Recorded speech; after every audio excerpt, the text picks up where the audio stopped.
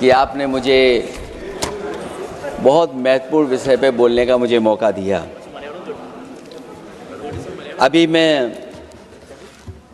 तमिलनाडु के डीएमके की माननीय सदस्य कानिमोझी जी को मैं सुन रहा था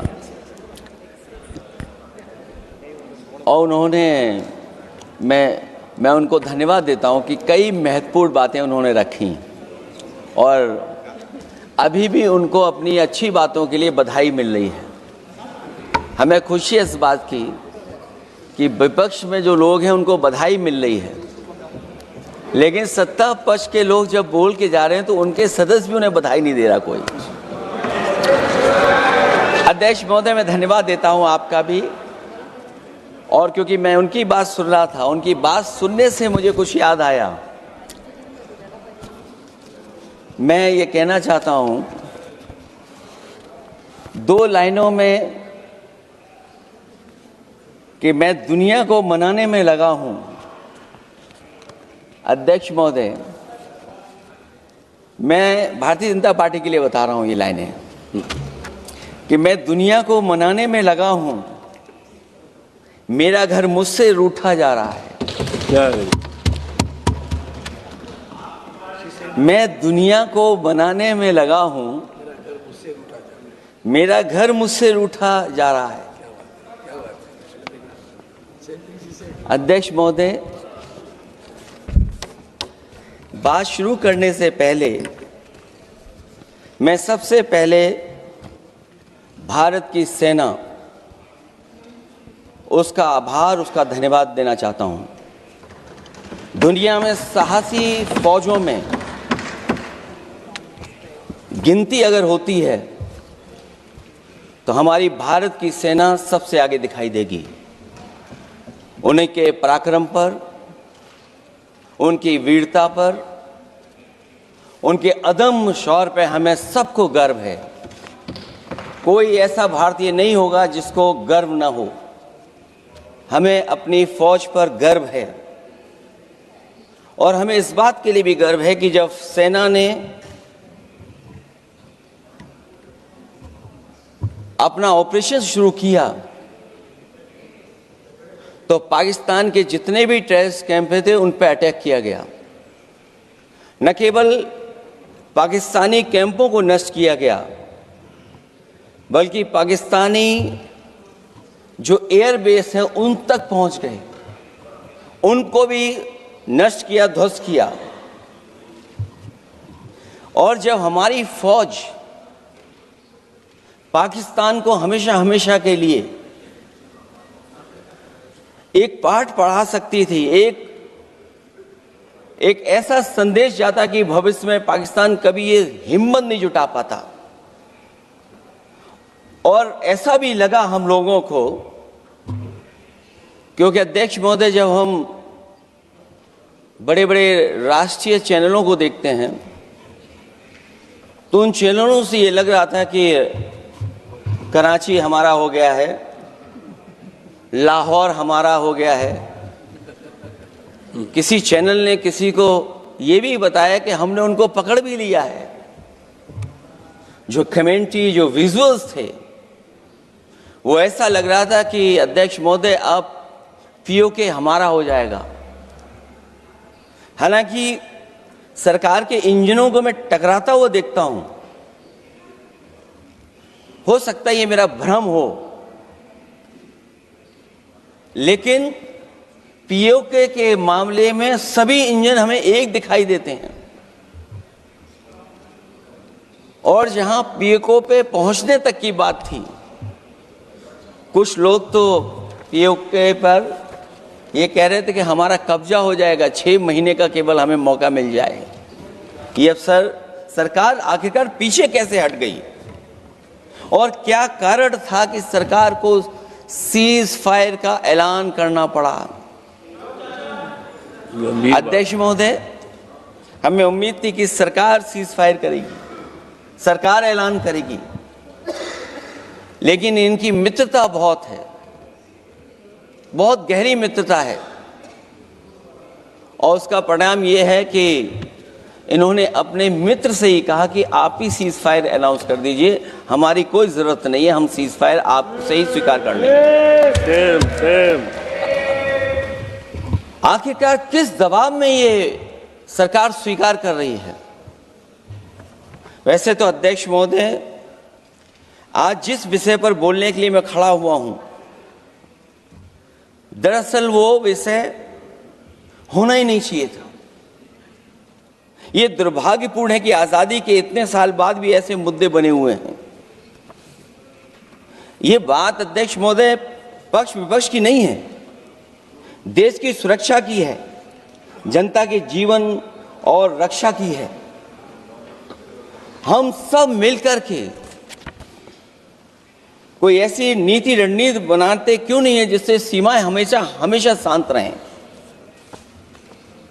लेकिन पहलगांव की घटना ने साबित कर दिया है कि लापरवाही देशवासियों की जान ले सकती है। और अभी जब मैं सुन रहा था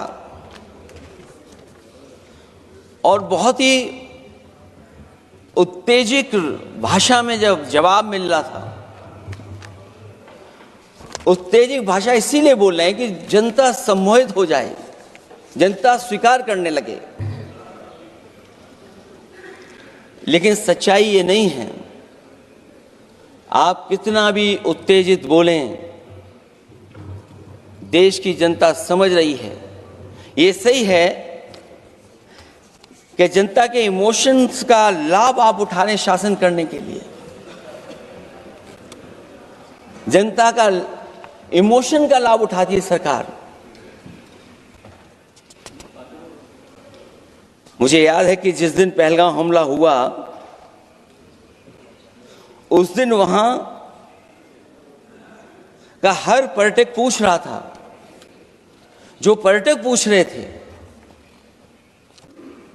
कि खतरों के बीच मेरी रक्षा करने वाला कोई वहां क्यों नहीं था। आखिरकार ये सबके मन में सवाल यही है कि जिस समय घटना हुई, आखिरकार उन्हें बचाने वाला कोई क्यों नहीं था। और जो सरकार ये दावा करती है, 370 के बाद ये कहा सरकार ने कि भविष्य में कोई आतंकवादी घटना नहीं होगी, वहां टूरिज्म बढ़ेगा। जितने लोग वहां गए वो सरकार के भरोसे पे गए थे, वो सरकार के आश्वासन पे गए थे। और आखिरकार सिक्योरिटी लैब्स की जिम्मेदारी कौन लेगा?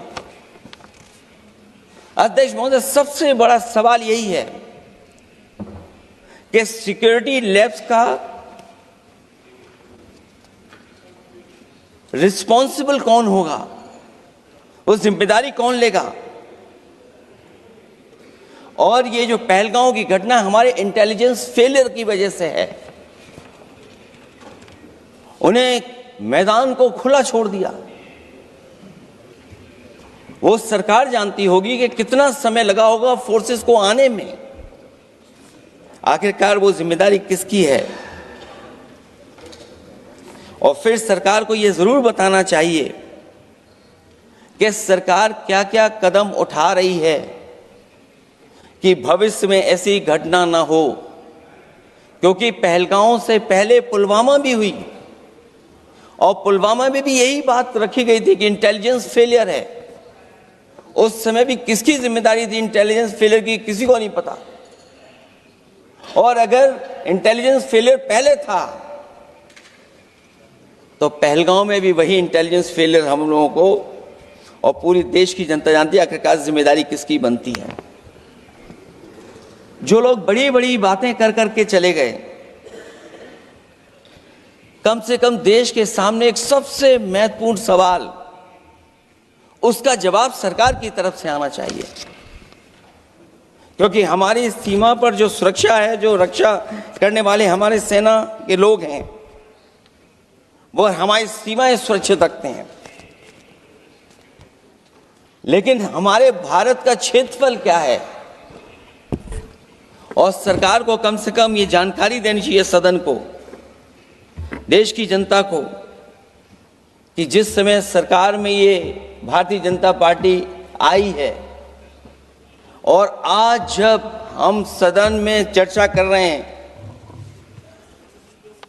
तो हमारे भारत का क्षेत्रफल क्या है, कम से कम क्षेत्रफल पता होना चाहिए। क्योंकि जब हम सवाल पूछते हैं और जो सवाल पर्यटक पूछ रहे थे कि कुछ ऐसे लोगों को सरकार की ओर से चारों तरफ से चाक चौबंद सुरक्षा घेरा क्यों दिया जाता है, वो जो बाद में ठग साबित होते हैं, जो हमारी रक्षा क्यों नहीं की गई। पहलगाम के दूसरे दिन की जिस तरह की राजनीतिक कार्टून, क्योंकि जिस तरह का लाभ लेना चाहते हैं भारतीय जनता पार्टी के लोग, हम सब ने देखा कि पहलगाम के दूसरे दिन ही जिस तरह का राजनीतिक कार्टून भाजपा के ऑफिशियल हैंडल से पब्लिश किया गया और हमारे द्वारा घोर आपत्ति किए जाने पर हटाया गया, उससे साबित कर दिया कि भाजपा के लोग भी जानते हैं कि दुख की इस घड़ी में उन्होंने देश की भावनाओं के साथ बेहद शर्मनाक खिलवाड़ किया है।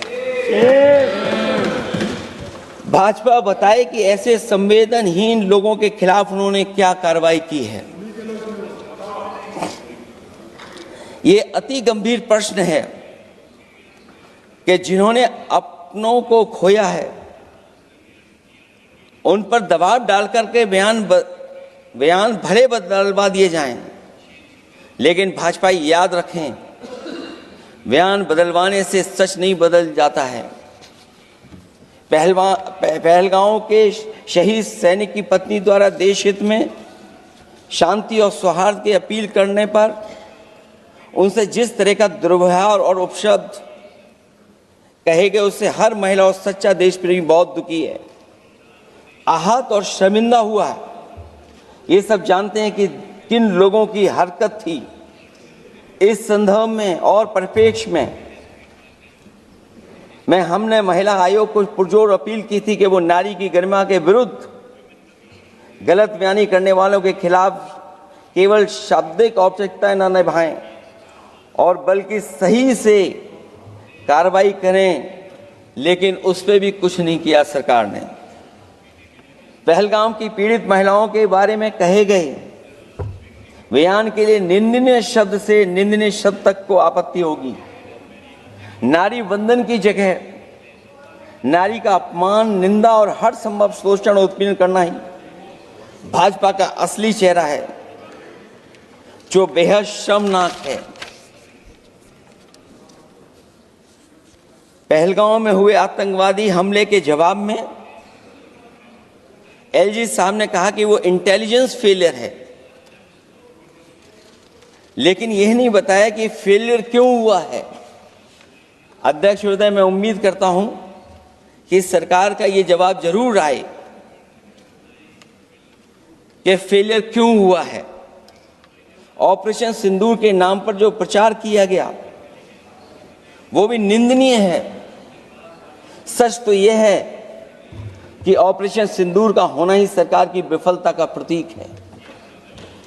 इससे बड़ी विफलता सरकार की कोई नहीं हो सकती कि अध्यक्ष महोदय हम और आप सब मिलकर के बैठ करके सिंदूर ऑपरेशन पर बहस करें, चर्चा करें। ऑपरेशन सिंदूर के दौरान विदेशी लोगों ने दावा किया कि उन्होंने उसे रुकवाया है। ये बात कई बार माननीय सदस्यों की तरफ से आई है कि आखिरकार किसने रुकवाया। हमसे हमारी संप्रभुता खंडित हुई है। संप्रभुता ही स्वतंत्रता की सुनिश्चित करती है। इधर आज़ादी के अमृतकाल का ढिंढोरा पीटा जा रहा है, उधर हमारी इंटीग्रिटी को चुनौती दी जा रही है। देश की विदेश नीति पूरी तरह फेल है। ऑपरेशन सिंदूर और पहलगाम की घटना पर दुनिया के किसी भी देश ने हमारा साथ नहीं दिया। ये हमारी विदेश नीति का संकट काल है। हमारे पड़ोसी देश या तो अतिक्रमण कर रहे हैं या हमारे साथ नहीं खड़े हैं। और अध्यक्ष महोदय, जो हमारे मंत्री जी हैं, जिनका क्षेत्र बिल्कुल सीमा पर है, उनसे बेहतर कोई नहीं जानता होगा कि आखिरकार पड़ोसी देश कितना हमारी सीमाओं पर अतिक्रमण कर रहा है। गंभीर नहीं है। समाजवादियों ने हमेशा देश की सरकारों को चिताया है कि असली चुनौती और प्रतिद्वंद्विता किस देश से है, कौन पूर्वोत्तर की सीमाओं में इंक्रोचमेंट कर रहा है। सरकार को ऐसे मामलों में साहस और समझदारी से काम लेना होगा, सीमाओं से समझौता नहीं करना चाहिए। आज सरहदों के साथ देश के कारोबार को भी चुनौती मिल रही है। सरकार को आगे बढ़कर के उसका समाधान करना है, 2 कदम पीछे करने नहीं है। अध्यक्ष महोदय, जो हम लोगों को सुनने में मिलता है, ये सरकार जवाब दे कि आखिरकार जो पाकिस्तान है उसके पीछे कौन सा देश खड़ा है। आखिरकार हमें चीन से उतना ही खतरा है जितना हमारे देश में आतंकवाद से खतरा है। सरकार की जो नीतियां हैं, सरकार के जो फैसले हैं, वो कहीं ना कहीं ऐसे हैं जो हमारा सीमाओं का अतिक्रमण कर रहा है, उसी की व्यापारिक गतिविधियों पर मदद करने का काम करते हैं। सरकार को अपनी आर्थिक नीतियों के लिए गंभीरता से पुनर्विचार करना होगा। हमारा व्यापार कारोबार मजबूत होगा तो कोई हमें चुनौती नहीं दे पाएगा। बात केवल $1 ट्रिलियन की नहीं, बल्कि देश की सुरक्षा और आत्मनिर्भरता की होनी चाहिए। एक तरफ स्वदेशी की नीति को इस प्रकार सरकार ने ताक पर फ्री ट्रेड की बात की है, तो दूसरी तरफ मैन्युफैक्चरिंग की जगह देश को ट्रेडर कंट्री बनाकर छोड़ दिया है। यही देश के बेरोजगारी की वजह भी है। ट्रेडर्स की मुनाफाखोरी और चंदा वसूली की वजह से महंगाई बढ़ रही है। आर्थिक मामलों में ये सरकार पूरी तरह फेल हो चुकी है। भ्रष्टाचार के कारण हर जगह सड़कें और पुल ध्वस्त हो रहे हैं, टंकियां गिर रही हैं और करप्शन जगह जगह लीक होकर के टपक रहा है। मैं ये ज़रूर कहना चाहूँगा इस समय पर कि कुल मिलाकर सरकार को अपनी राजनीतिक, आर्थिक और सामाजिक नीतियों के लिए एफआईआर जरूर करना चाहिए।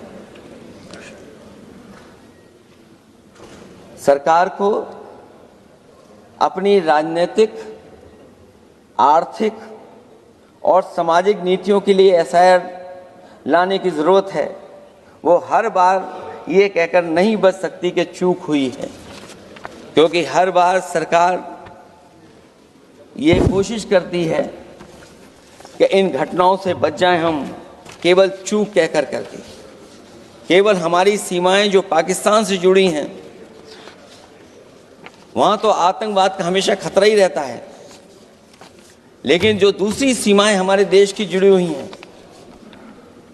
उनसे भी हमारे देश को लगातार खतरा बढ़ता चला रहा है। आज अपनी सीमा की स्थिति गलवान से पहले की स्थिति तक भी नहीं लौटी है।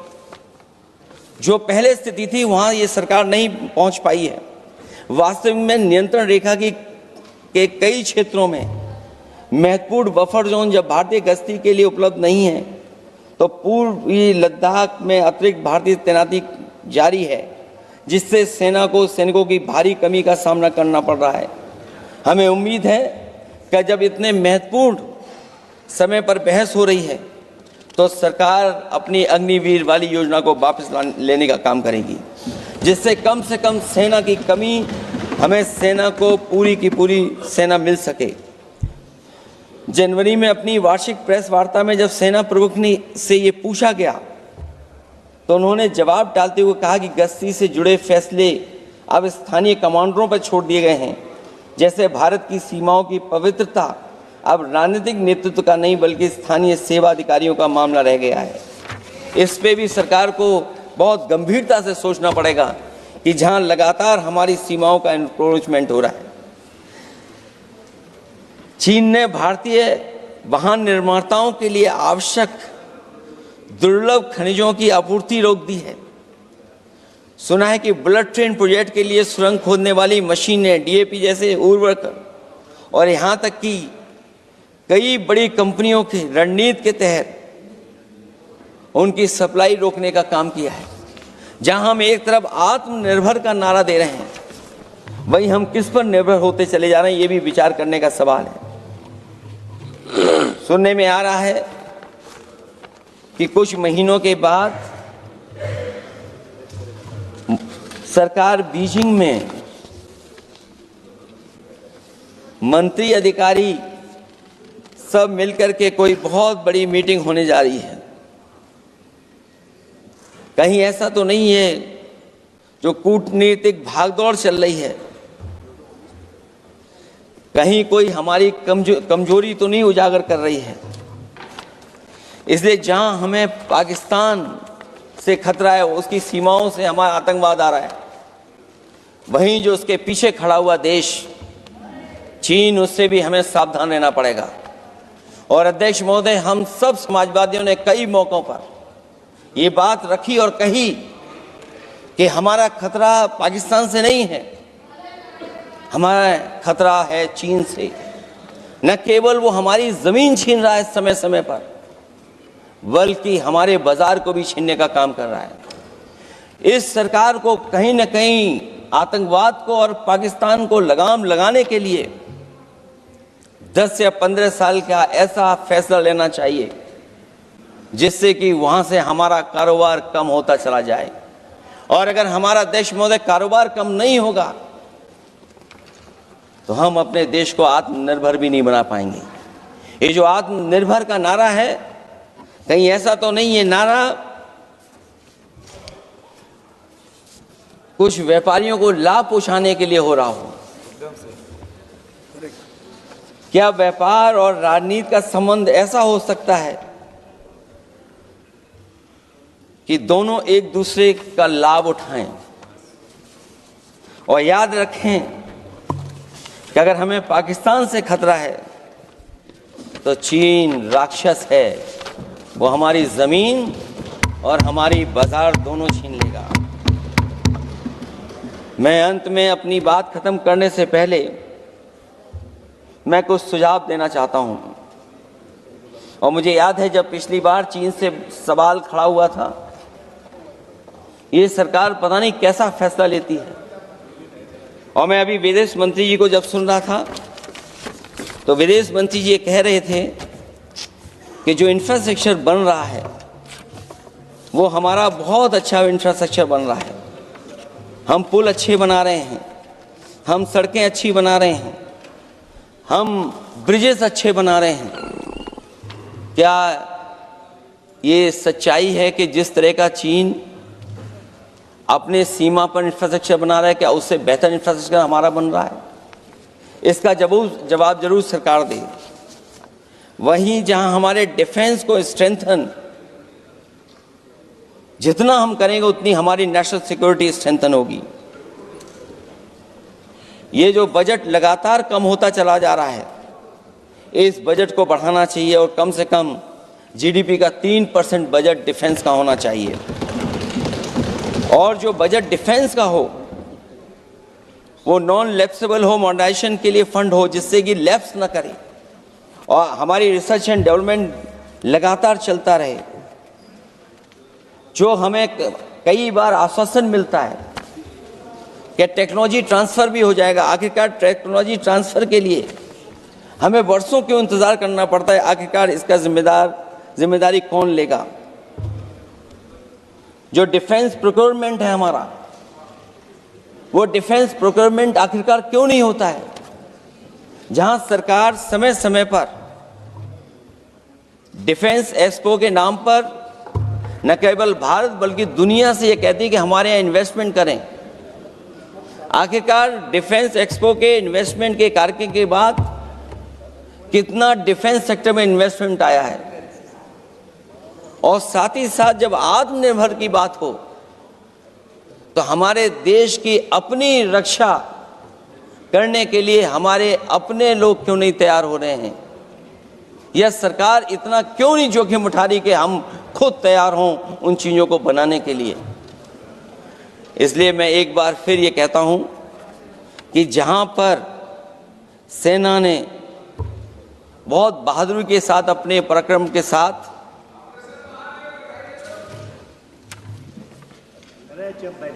पराक्रम, वीरता और अदम्य शौर्य की जो उन्होंने परिचय दिया, उसके लिए फौज को मैं बधाई देता हूं। लेकिन अभी जब मैं सुन रहा था, ये जो अभी आतंकवादी मारे गए हैं, आतंकवादी मारे जाते हैं, हम सब पक्ष में हैं, लेकिन हर जगह राजनीतिक लाभ आखिरकार कौन उठा रहा है? क्योंकि मैं अपनी बात खत्म कर रहा था, अध्यक्ष महोदय ये पूछ रहे हैं कि आज महादेव ऑपरेशन पे मैं धन्यवाद क्यों नहीं दे रहा हूं। अध्यक्ष महोदय, जिस समय समर्थन की बात आई, पूरे देश के जितने भी राजनीतिक दल हैं वो आपके साथ थे। आखिरकार इनकाउंटर कल ही क्यों हुआ?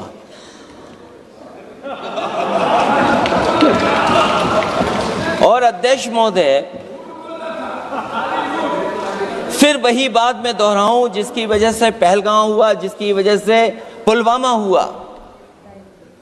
अगर ये इतना ही टेक्नोलॉजी और इन सब चीजों को समझते हैं और जानते हैं, इतना ही टेक्नोलॉजी और इन चीजों को सब समझते हैं, तो आखिरकार अध्यक्ष महोदय, पुलवामा में जो गाड़ी में RDX आया,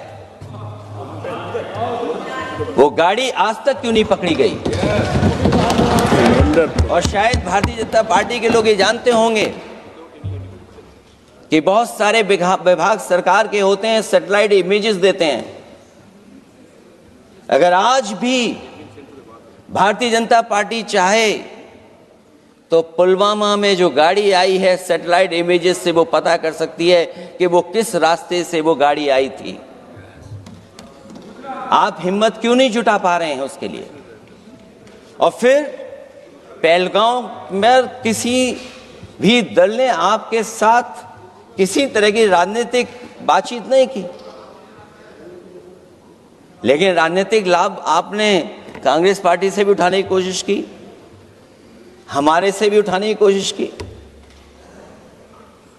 अगर डेलीगेशन भेजना ही था आपको, तो पॉलिटिकल पार्टीज तय करती हैं, आप नहीं तय कर सकते। ये राजनीति कौन कर रहा है? और फिर अध्यक्ष महोदय, राजनीति करने वाले वो लोग जो अपने चुनावी भाषण में कह रहे थे कि POK हम 6 महीने में ले लेंगे, हम अक्साई चिन्ह ले लेंगे। इसीलिए मैंने सवाल पूछा अध्यक्ष महोदय सरकार से कि जिस समय सरकार में भारतीय जनता पार्टी आई, उस समय भारत का क्षेत्रफल क्या था और भारत का क्षेत्रफल आज क्या है? क्या 5 फिंगर्स, पेंगोंग लेक, गलवान घाटी, रजांगला, उसका जवाब किसके पास है? सरकार के पास है क्या कि नहीं है? और मैं आज अध्यक्ष महोदय कहता हूं, हम वॉर के खिलाफ हैं, हम वॉर नहीं चाहते हैं, लेकिन सीमा पर शांति रहे, हमारा कोई इंक्रोचमेंट नहीं करे। झगड़ा मैं आज भी कहता हूं, ये लड़ाई आपको, जो लड़ाई हुई है वो पाकिस्तान से आप नहीं लड़े हैं। अध्यक्ष महोदय, आप कितना भी छिपना चाहोगे, छिपाना चाहोगे, कोई भी स्वीकार नहीं करेगा। ये जो लड़ाई लड़ी गई है, ये आपको चीन से लड़नी पड़ी थी। और जो समय आप बताते हैं कि इस समय से इस समय तक हमारी एयरफोर्स और हमारे लोगों ने हमला किया, टेररिस्ट लोगों के तमाम सेंटर्स को खत्म किया है, तो हमारे मन में भी एक इच्छा आती है कि हमारे सबसे बेहतरीन एयरक्राफ्ट जो नींबू और मिर्च लगा करके जिनकी पूजा की गई थी, वो कितने उड़े थे? हम और सवाल नहीं पूछना चाहते हैं हम आपसे, मैं केवल इतना पूछना चाहता हूं कि जिन एयरक्राफ्टों को नींबू और मिर्च लगा कर के पूजा की गई थी। वो एयरक्राफ्ट कितने उड़े थे? हमें अपनी पूरी एयरफोर्स पे गर्व है। इतने बेहतरीन पायलट किसी के पास नहीं है जितने बेहतरीन पायलट हमारे पास हैं। और हम समाजवादी वो लोग हैं जिन्होंने ऐसा इंफ्रास्ट्रक्चर सड़कों का बनाया था कि अगर कभी इमरजेंसी हो तो आपका एयरक्राफ्ट वहां पर उतर जाएगा। और देश में पहली बार सुकोई, मिराज और हरकुलस अगर किसी ने सड़क पर उतारे थे तो वो समाजवादी पार्टी और हम लोगों ने सड़क पर उतारने का काम किया था। सही बात। और दूसरा, देश महोदय, मैं और जानकारी देना चाहता हूं। आपके देश के प्रधानमंत्री जी हमारे देश के नहीं, हमारे भी प्रधानमंत्री हैं। हमारे हैं, बात खत्म हो रहा है। अध्यक्ष महोदय, मैं फिर बोलता हूं। अध्यक्ष महोदय, मैं तो आपको बहुत अच्छा मान रहा था कि आप ही मुझे बुलवा के गए थे।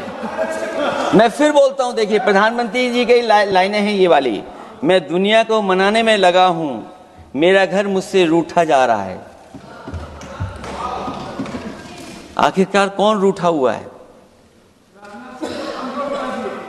इस देश में जो हमने देखा इतने दिनों में, प्रधानमंत्री जी डिफेंस मिनिस्टर का भी रोल प्ले कर रहे थे। इसलिए जिस सड़क पर हमारे देश के प्रधानमंत्री जी हरकुलस विमान से उतरे थे, वो हाईवे किसी ने डिजाइन किया था तो समाजवादी लोगों ने डिजाइन किया था। यूपी में तो डिजाइन हो गया एक और, लेकिन देश में क्यों नहीं ऐसी सड़कें बन रही जहां पर इमरजेंसी के समय पर एयरफोर्स इसको इस्तेमाल कर सके?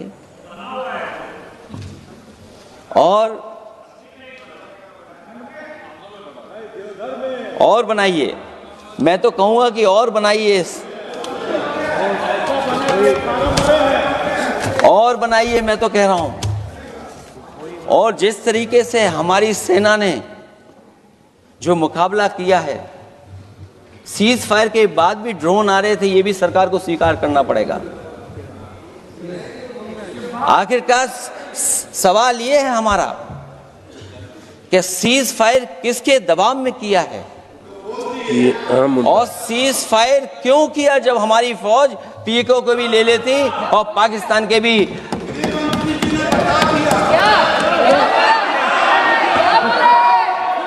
अध्यक्ष महोदय,